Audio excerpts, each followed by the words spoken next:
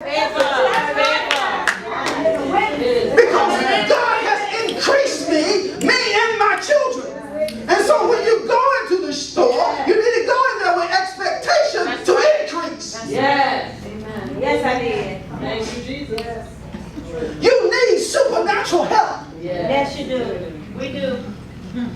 Oh, y'all making me work here. I'm sweating and everything. Y'all just, oh my God. All right, let's go to Ephesians chapter 4. We're going to pray for you. Pray for me. Y'all need that. Yeah, we're Y'all need praying. that. Y'all need to push me now. Come on now. Ephesians 4. Okay, we have it.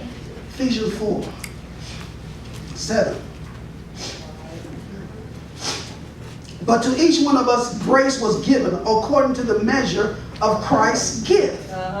Wherefore he says, when he ascended on high, he led captivity captive and gave gifts to men. Well, what were they?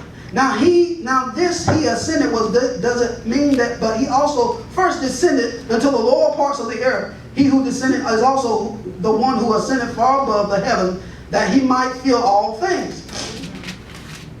Here's the gifts. And he gave some to the apostles, some prophets, some evangelists, some pastors and teachers. For what purpose? For the equipping of the saints, for the work of the ministry, for the edifying or the build up the body of Christ, till we all come to the unity of the faith and the knowledge of the Son of God, to a perfect man or a mature man, to the measure of the stature of the fullness of Christ.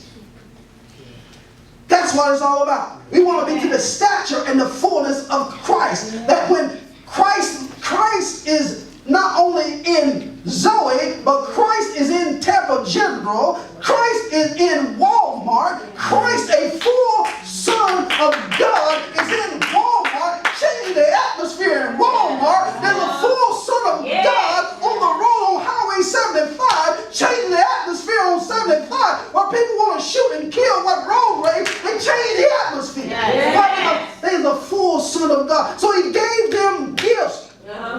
The apostle, the prophet, the evangelist, they're gifts. What do? They shift the atmosphere. They change the atmosphere. Say that, Pastor. They're not here to just to entertain you. That's right. That's right. The atmosphere. We're dealing with forces that cannot be seen, who are putting strategies together even now to try to destroy mankind. I told you about how in the book of Enoch, how that these giants that were killed, and how the angels took these women and they had sex with the women, and they became giants on the earth in Genesis 6. And God had to destroy the earth, but the spirits of those giants are remaining on the earth, and their purpose is to terrorize mankind. Right. So when you're dealing with an individual, you're not just dealing with their physical body, their emotional state. You're dealing with their demons too. Yes. And so when you go into a workplace and you're in a hostile environment, you have to pray and you have to get the wisdom of God. God, how do I shift this atmosphere? How do I cause this place to increase? Right. You are there to make the business better.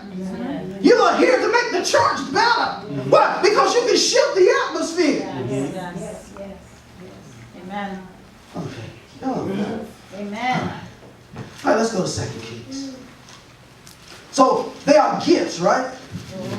Gifts. Now you know that Elisha was wanted a double portion of Elijah's spirit. Yes. So he got a double portion of Elijah's spirit. But in 2 Kings chapter 3, there's a situation going on that the King Ahab has died now. Yes. And the king of Moab used to pay tribute to the king of Israel. Yes. Let's look at verse 4. And now Mesha, king of Moab, a sheep breeder, and he regularly paid the king of Israel 100,000 lambs and the wool of 100,000 rams. But it happened when Ahab died that the king of Moab rebelled against the king of Israel. So he said, I ain't paying that no more. Ahab is dead. I ain't paying you nothing. And so the king of Israel, Jehoram out of Samaria at that time mustered all of Israel. Then he went and sent to Jehoshaphat, king of Judah, saying, the king of Moab has rebelled against me. Will you go with me to fight against Moab? And he said, I will go up, and I am as you are, the people as your people, my horses your horses. Then he said, which way shall we go up? And he answered, by the way of with the wilderness of Edom. So the king of Israel went with the king of Judah and the king of Edom, and they marched on the roundabout route 7 days. And there was no water for the army, nor for the animals, and they followed them. Now they're out of water. They go into battle without water. So everybody's thirsty, everybody is running out of supply.